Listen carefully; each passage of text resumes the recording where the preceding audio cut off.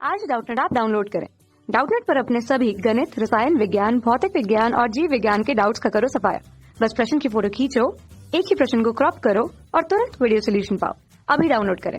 10 इलेक्ट्रॉनों के अधिक वाली तेल की किसी बूंद को मिलिकन के ऑयल ड्रॉप प्रयोग में 3.65 गुना 10 की घात में 4 न्यूटन प्रति कूलम वाले किसी नियत विद्युत क्षेत्र में रखा जाता है तो तेल का घनत्व जो है वो 1.26 ग्राम प्रति वर्ग सेंटीमीटर है। तेल की बूंद की त्रिज्या हमको दे दी गई है, वही हमको ज्ञात करना है।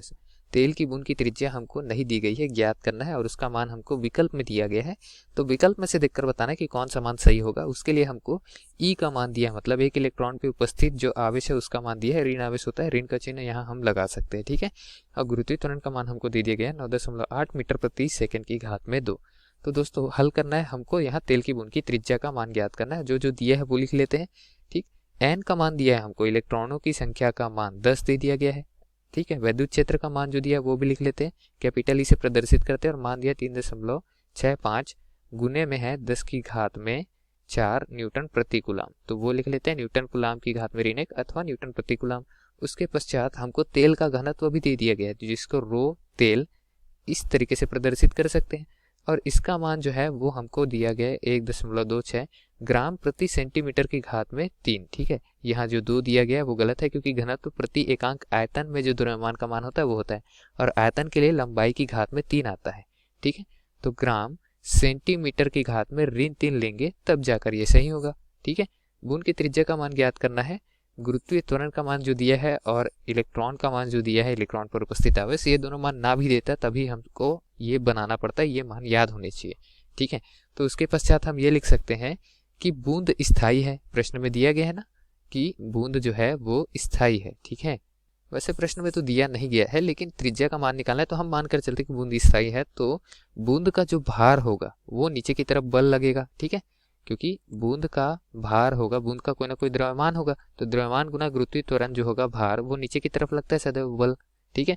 तो वो बल नीचे की तरफ लग रहा है तो ऊपर की तरफ भी एक बल लगेगा। 10 इलेक्ट्रॉनों की अधिक्य है, विद्युत क्षेत्र में रखा गया है तो विद्युत बल ऊपर की ओर लगेगा, ठीक है।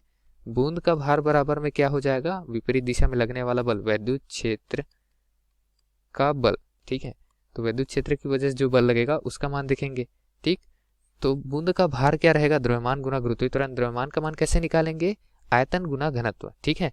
तो आयतन लिख देते हैं गुना घनत्व का मान रो ही लिख देते हैं, रो तेल, ठीक है, गुना गुरुत्वीय त्वरण ये लिख देते हैं। तो ये बूंद का भार हो गया। विद्युत क्षेत्र के कारण जो बल होगा वो क्या होगा, कितने संख्या की इलेक्ट्रॉन की अधिकता है वो गुना इलेक्ट्रॉन गुना विद्युत क्षेत्र का मान, ठीक है।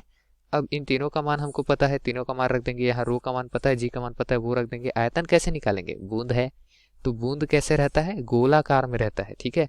और गोले का आयतन 4/3 पाई आर की घात 3 होता है।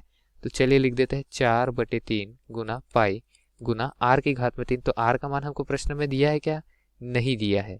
अब आर का मान प्रश्न में क्यों नहीं दिया है, क्योंकि वही तो हमको ज्ञात करना है, बूंद की त्रिज्या, ठीक है। आर ही रख देते हैं तो आर की घात में 3। रो का मान दिया है 1.26, ठीक है, तो उसको भी रख देते हैं 1.26 गुना 10 की घात में 3 जोड़ देंगे क्योंकि ये ग्राम सेंटीमीटर की घात में ऋण 3 था और उसको हमको किलोग्राम मीटर की घात में ऋण 3 में परिवर्तित करना है या फिर किलोग्राम प्रति घन मीटर में परिवर्तित करना है, ठीक है, ऐसा ही मात्रक में, ठीक। तो परिवर्तित करेंगे तो 1.26 गुना 10 की घात में 3 आएगा और जी का मान 9.8 लिख देंगे। एन का मान 10 है, इलेक्ट्रॉन में आवेश रहता है 1.6 गुना 10 की घात में 19 और विद्युत क्षेत्र का मान जो है वो हमको 3.56 गुना 10 की घात में, चलिए लिख देते 3.65 दिया है, 3.65 गुना 10 की घात में ऋण 10 की घात में धन 4 के रूप में दिया गया है न्यूटन प्रति कूलम में, सही मात्रक में, ठीक है। तो उसके पश्चात हम क्या करेंगे, आर की घात 3 को एक जगह रखेंगे, बाकी को दूसरी जगह, ठीक। तो दोस्तों ये 4 जो है वो नीचे वाले पक्ष पे चला जाएगा, ठीक है। नीचे वाले पक्ष पे जो जाएगा उसको लिखेंगे बाद में, पहले ऊपर वाले पक्ष के लिए लिख लेते हैं। 1.6 है गुना 3.65 है गुना 10 की घात में 19 और 4 और एक और 10 है, ठीक है। तो 10 की घात में 20 धन 4 मतलब 10 की घात में 24 आ गया ऊपर में, ठीक है। और नीचे क्या क्या बचा चलिए लिख लेते हैं। अच्छा ऊपर एक और राशि गुना होगा, ये 3 जो है वो दूसरे पक्ष में ऊपर में आकर गुना हो जाएगी, 4 नीचे रह जाएगा। पाई का मान 3.14 लिख लेते हैं, ठीक।